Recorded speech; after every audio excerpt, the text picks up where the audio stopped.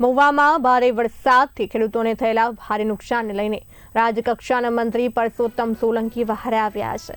Mahuva APMC yard ખાતે તેમણે ખેડૂતોની વેદના સાંભળી હતી અને ખેતરોમાં થયેલા નુકસાનની વિગત મેળવી હતી।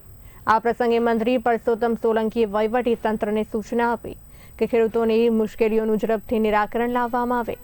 તેમણે જણાવ્યું કે સિંચાઈ, માર્ગ, મકાન, માર્કેટિંગ યાર્ડ અને તાલુકા વહીવટી તંત્ર સાથે મળી ખેડૂતોના પ્રશ્નોનું તાત્કાલિક સમાધાન કરવું જરૂરી છે।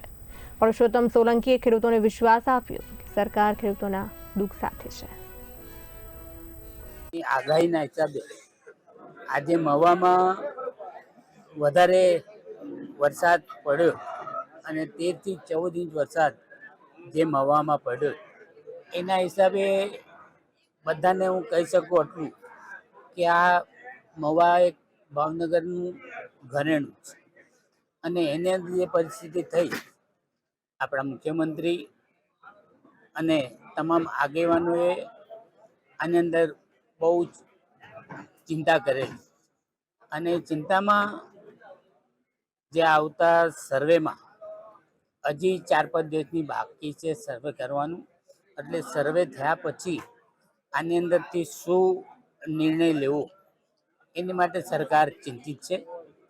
અને હું તો રહ્યો આપણા વિસ્તારનો, એટલે મને તો બધી ખબર પડે, હું બધું સમજી શકું, પણ આવતા દિવસોમાં આની અંદર સારું કામ થાય એવી હું મારા તરફથી નમ્ર આપીશ।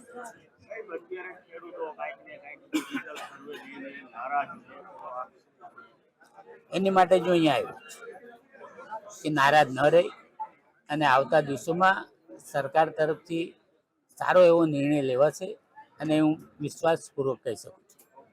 Thank you.